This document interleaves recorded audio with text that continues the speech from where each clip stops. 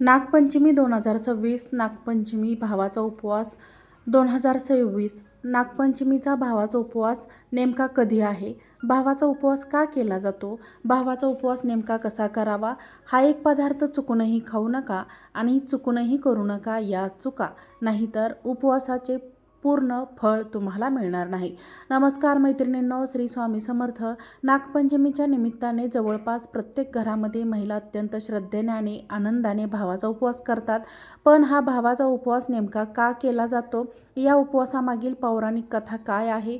या दिवशी चुकूनही कोणता एक पदार्थ खाऊ नये, हातावर मेहंदी का काढतात, झोका का खेळला जातो आणि ज्या महिलांना भाऊ नाही त्यांनी हा उपवास करावा का? या सर्व प्रश्नांची सविस्तर शास्त्रधारित माहिती आजच्या या व्हिडिओमध्ये मी तुम्हाला देणार आहे, त्यामुळे हा व्हिडिओ शेवटपर्यंत नक्की पहा. नमस्कार मैत्रिणींनो, श्री स्वामी समर्थ. भावाच्या दीर्घायुष्यासाठी आणि उत्तम आरोग्यासाठी आणि सुख समृद्धीसाठी मनापासून प्रार्थना करणाऱ्या आणि हा उपवास करणाऱ्या माझ्या सर्व मैत्रिणींनो, भावाच्या उपवासाच्या आणि नागपंचमीच्या तुम्हा सर्वांना खूप खूप शुभेच्छा. व्हिडिओ पुढे जाण्याआधी व्हिडिओला एक लाईक नक्की करा आणि चॅनलला सबस्क्राईब देखील करा. मैत्रिणींनो, यंदा 2026 मध्ये नागपंचमी पवित्र सण श्रावण महिन्यातील शुक्ल पक्षातील पंचमी तिथीला साजरा केला जाणार आहे. या शुभ पंचमी तिथी सोमवार 17 ऑगस्ट 2026 रोजी आली आहे. तसेच या सणाच्या आदल्या दिवशी म्हणजेच रविवारी 16 ऑगस्ट 2026 रोजी भावाचा उपवास पाळला जाणार आहे. या दोन्ही दिवसांना हिंदू धर्मात अत्यंत पवित्र आणि शुभ मानले जाते. महिला हा उपवास आपल्या भावाच्या दीर्घायुष्यासाठी, उत्तम आरोग्यासाठी, सुख समृद्धीसाठी आणि त्याच्यावर कोणतेही संकट येऊ नये या मंगल भावनेने केला जातो. श्रावण महिना हा आपल्या हिंदू धर्मामध्ये अत्यंत पवित्र मानला जातो. या महिन्यातील प्रत्येक सणाचे स्वतःचे वेगळे धार्मिक आणि आध्यात्मिक महत्त्व आहे. त्यामधील पहिल्या मोठ्या सणांपैकी एक सण म्हणजे नागपंचमीचा सण. हा सण नागदेवतेच्या पूजेसाठी समर्पित मानला जातो. भगवान शिवांच्या गळ्यात विराजमान असलेले वासुकी नाग, तसेच शेषनाग, तक्षक आणि इतर नागांचा सुद्धा उल्लेख आपल्या पुराणांमध्ये आणि धार्मिक ग्रंथांमध्ये आढळतो. त्यामुळे या दिवशी नागांना देवी स्वरूप मानून त्यांची पूजा केली जाते. ग्रामीण भागामध्ये वारुळाची पूजा केली जाते, तर शहरांमध्ये नागदेवतेची प्रतिमा किंवा चित्राची पूजा केली जाते. दूध, लह्या, फुले, हळद कुंकू, अक्षता अर्पण करून नागदेवतेकडे संपूर्ण कुटुंबाचे रक्षण, सुख समृद्धी आणि संततीसाठी कल्याणासाठी प्रार्थना केली जाते. परंतु मैत्रिणींनो, नागपंचमीच्या आदल्या दिवशी केला जाणारा भावाचा उपवास हा फक्त एक धार्मिक विधी नाही, त्यामागे एक अतिशय सुंदर पौराणिक कथा आणि बहिणीच्या निस्वार्थ प्रेमाची भावना दडलेली आहे. हा उपवास नेमका कसा सुरू झाला, त्यामागील कथा काय आहे आणि हा उपवास केल्याने कोणते पुण्य फळ मिळते, चला आता याबद्दल सविस्तर माहिती जाणून घेऊया. पौराणिक कथेनुसार सत्येश्वरी देवी आणि सत्येश्वर यांची कथा मैत्रिणींनो आता जाणून घेऊया. भावाच्या उपवासामागील एक अतिशय सुंदर आणि धार्मिक पौराणिक कथेनुसार पूर्वी सत्येश्वरी नावाची एक देवी होती. तिचा लाडका भाऊ होता सत्येश्वर. भाऊ बहिणीचे एकमेकांवर अफाट प्रेम होते. दोघेही एकमेकांशिवाय क्षणभरही राहू शकत नव्हते. परंतु नियतीला काही वेगळेच मंजूर होते. नागपंचमीच्या आदल्या दिवशी सत्येश्वराचा मृत्यू झाला. भावाच्या अचानक झालेल्या निधनामुळे सत्येश्वरीला अतिशय मोठा धक्का बसला. तिने त्या दिवशी अन्न पाणी ग्रहण केले नाही. भावाच्या आठवणीत ती दिवसभर रडत राहिली आणि ईश्वराची प्रार्थना करू लागली. रात्र झाली. दुःखाने व्याकुळ झालेल्या सत्येश्वरीला स्वप्नात तिचा भाऊ नागरूपात दिसला. सत्येश्वरीने त्या नागरूपाला आपल्या भावाचे स्वरूप मानून त्याची मनोभावे पूजा केली. तिची श्रद्धा, प्रेम आणि निस्वार्थ भावना पाहून नागदेवता प्रसन्न झाले. तेव्हा नागदेवतेने सत्येश्वरीला आशीर्वाद दिला, आजपासून जी बहीण मला आपल्या भावाच्या रूपात मानून श्रद्धेने पूजा करेल, उपवास करेन आणि आपल्या भावाच्या दीर्घायुष्यासाठी प्रार्थना करेल, तिच्या भावाचे मी सर्व संकटांपासून रक्षण करीन, त्याला दीर्घायुष्य, सुख आणि समृद्धी प्रदान करीन. म्हणूनच अनेक भागात नागपंचमीच्या आदल्या दिवशी महिला भावाचा उपवास करतात. या दिवशी नागदेवतेची पूजा करून आपल्या भावाच्या आरोग्य, दीर्घायुष्य आणि मंगल जीवनासाठी प्रार्थना केली जाते. मैत्रिणींनो, या कथेचा खरा सुंदर संदेश असा आहे की बहिणीचे आपल्या भावावरील निस्वार्थ प्रेम, श्रद्धा आणि प्रार्थना यांना आपल्या संस्कृतीत विशेष महत्त्व दिले गेले आहे. उपवासामागे केवळ अन्नाचा त्याग नसून प्रेम, विश्वास आणि कुटुंबाच्या कल्याणाची भावना आहे. आता प्रश्न असा पडतो की भावाचा उपवास केल्याने नेमके कोणते पुण्य फळ मिळते, कोणत्या महिलांनी हा उपवास करावा आणि ज्या महिलांना भाऊ नाही त्यांनी हा उपवास धरावा का? चला आता हे जाणून घेऊया. भावाचा उपवास केल्याने काय फळ मिळते? मैत्रिणींनो, आता एक अतिशय महत्त्वाचा प्रश्न येतो, तो म्हणजे भावाचा उपवास केल्याने नेमके काय फळ मिळते? हा उपवास केल्याने आपल्या भावाच्या जीवनामध्ये कोणते शुभ परिणाम घडतात? नागपंचमीच्या आदल्या दिवशी श्रद्धेने आणि नियमपूर्वक केलेला भावाचा उपवास अत्यंत पुण्यदायी मानला जातो. असे मानले जाते की या दिवशी बहिणीने आपल्या भावाच्या दीर्घायुष्यासाठी केलेली मनापासून प्रार्थना नागदेवतेपर्यंत पोहोचते. नागदेवतेच्या कृपेने भावावरील सर्व संकट दूर होते, त्याला उत्तम आरोग्य लाभते आणि त्याच्या जीवनात सुख, शांती व समृद्धी नांदते. या उपवासाचे आणखीन एक महत्त्वाचे फळ म्हणजे भाऊ बहिणीच्या नात्यातील प्रेम, जिव्हाळा आणि आपुलकी अधिक दृढ होते. केवळ रक्ताच्या नात्यापुरतेच नव्हे तर कुटुंबातील स्नेह, एकोपाही वाढावा अशी यामागील उपवासाची भावना आहे. श्रद्धेने केलेले व्रत मनाला संयम, सात्विकता आणि सकारात्मक विचारांची दिशा देते. म्हणूनच या दिवशी राग, वाद, कटू बोलणे, कोणाचा अपमान करणे किंवा मनात द्वेष ठेवणे टाळावे. मैत्रिणींनो, लक्षात ठेवा, उपवासाचे फळ केवळ अन्न न खाल्ल्याने मिळत नाही.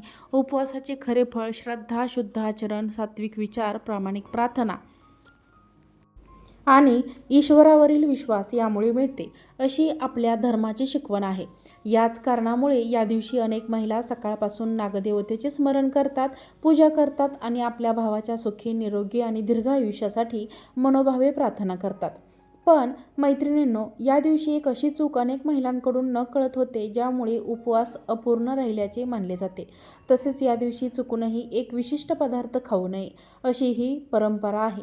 तो पदार्थ कोणता आणि उपवासाच्या दिवशी कोणत्या चुका टाळल्या पाहिजेत, आता पुढे सविस्तर जाणून घेऊया.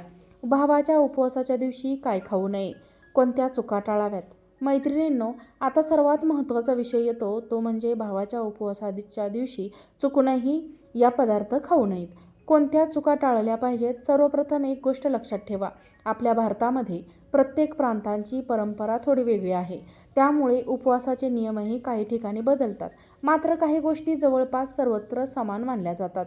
सर्वात आधी म्हणजे अनेक ठिकाणी अशी धार्मिक परंपरा आहे की भावाच्या उपवासाच्या दिवशी तामसिक अन्न पूर्णपणे टाळावे. विशेषतः कांदा आणि लसूण यांचा वापर करू नये असे मानले जाते, कारण उपवासाचा दिवस हा सात्विकता, संयम आणि भक्तीचा दिवस मानला जातो. तसेच मांसाहार, मद्यपान किंवा कोणत्याही प्रकारचे व्यसन या दिवशी पूर्णपणे वर्ज्य मानले जाते. काही ठिकाणी असे मानले जाते की उपवासाच्या दिवशी खोटे बोलणे, कोणाशी भांडणे, रागावणे, कटू बोलणे किंवा कोणाचा अपमान करणे हेही व्रताच्या भावनेला बाधक ठरते. आणखीन एक महत्त्वाची गोष्ट, पूजा न करता उपवासाचे पदार्थ खाणे टाळावे. प्रथम नागदेवतेचे स्मरण करावे, पूजा करावी, प्रार्थना करावी आणि त्यानंतरच उपवास सोडावा. उपवास करत असाल तर शक्यतो सात्विकच पदार्थ घ्यावेत. फळे, दूध, दही, साजूक तुपाचा अल्पाहार तसेच आपल्या घरच्या परंपरेनुसार उपवासाचे काही पदार्थ ग्रहण करावेत. मैत्रिणींनो, अनेक जणी असा प्रश्न विचारतात की या दिवशी हातावर मेहंदी का काढतात? ऐका. झोका का खेळतात? ऐका. आणि ज्या महिलांना भाऊ नाही त्यांनी उपवास करावा का? सर्वात प्रथम आपण जाणून घेऊयात मैत्रिणींनो, हातावर मेहंदी का काढली जाते? ऐका. सत्येश्वराच्या निधनानंतर नागदेवत्यांनी सत्येश्वरीला आधार दिला आणि तिच्या दुःखात तिची साथ सोडली नाही. काही दिवसांनी सत्येश्वरीला अशी भीती वाटू लागली की नागदेवही आता तिला सोडून जातील. तेव्हा तिने नागदेवतेसमोर हात जोडून विनंती केली, माझ्या भावाच्या रूपात तुम्ही मला सदैव साथ द्या, मला कधीही एकटे सोडू नका. असे म्हणतात की नागदेवांनी तिला वचन देताना तिच्या हातावर नागाच्या फण्यासारखी काही शुभचिन्हे उमटली होती. सत्येश्वरीच्या हातावर सत्येश्वरीने त्या चिन्हाचा आपल्या भावाच्या प्रेमाचे आणि नागदेवतेच्या आशीर्वादाचे प्रतीक मानले होते. नागदेवतेच्या नागपंचमीच्या काळात महिलांनी हातावर मेहंदी काढतात असे देखील सांगितले जाते. मेहंदी ही भावावरील प्रेम, मंगल भावना आणि नागदेवतेच्या आशीर्वादाचे प्रतीक मानले जाते. त्यामुळे मेहंदी ही नागपंचमीच्या सणाला हातावरती काढली जाते. आता प्रश्न उरतो, तो म्हणजे नागपंचमीला झोका का खेचला जातो?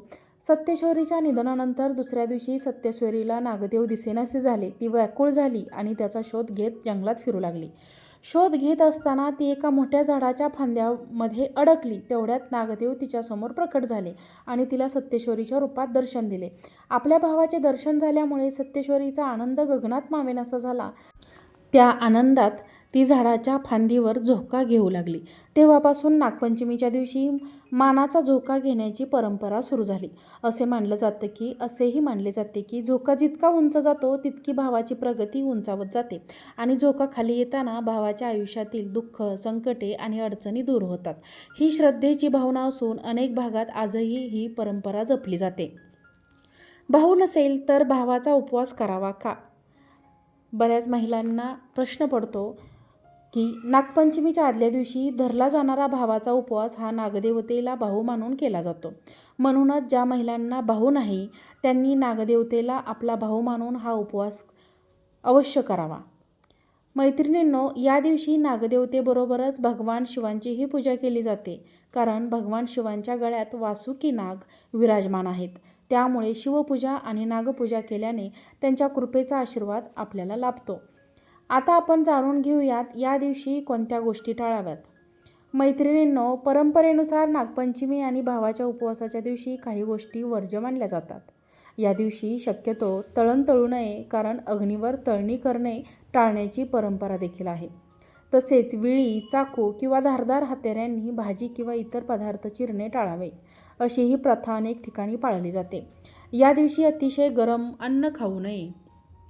उपवासाचे पदार्थ असले तरी ते थोडे थंड झाल्यावरतीच ग्रहण करावेत.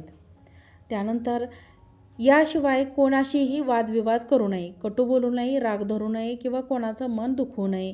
कारण उपवासाचा खरा अर्थ केवळ अन्नाचा त्याग नसून मन, वाणी आणि आचरण यांचीही शुद्धता राखणे हा आहे. श्रद्धा, प्रेम आणि शांत मनाने केलेला भावाचा उपवास सर्वाधिक फलदायी मानला जातो, अशी आपल्याला परंपरेची शिकवण आहे. तर मैत्रिणींनो, आज आपण नागपंचमीच्या आदल्या दिवशी केला जाणारा भावाचा उपवास याविषयी सविस्तर माहिती जाणून घेतली आहे. या उपवासामागील सत्येश्वरी आणि सत्येश्वर यांची कथा, या उपवासाचे महत्त्व कोणते, पुण्यफळ कोणते, हातावर मेहंदी का काढली जाते, मानाचा झोका का घेतला जातो, कोणत्या गोष्टी टाळाव्यात आणि हा उपवास कसा करावा, या सर्व गोष्टी आपण या व्हिडिओमध्ये समजून घेतल्या. मैत्रिणींनो, आपल्याला प्रत्येक सणामागे केवळ धार्मिक विधी नसतात, तर त्यामागे प्रेम, आपुलकी, नात्यांची जपणूक, श्रद्धा आणि संस्काराचा अतिशय सुंदर संदेश दडलेला असतो.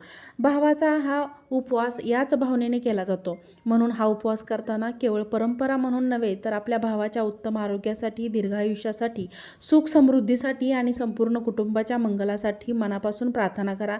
भगवान शिव आणि नागदेवतेची कृपा आपल्या सर्वांवर सदैव राहो, हीच प्रार्थना. जर तुम्हाला हा व्हिडिओ आवडला असेल तर व्हिडिओला लाईक करा, चॅनलला सबस्क्राईब करा आणि हा व्हिडिओ जास्तीत जास्त लोकांपर्यंत नक्की पोहोचवा. आजचा व्हिडिओ पाहिल्याबद्दल तुम्हा सर्वांचे मनापासून खूप खूप धन्यवाद. श्री स्वामी समर्थ.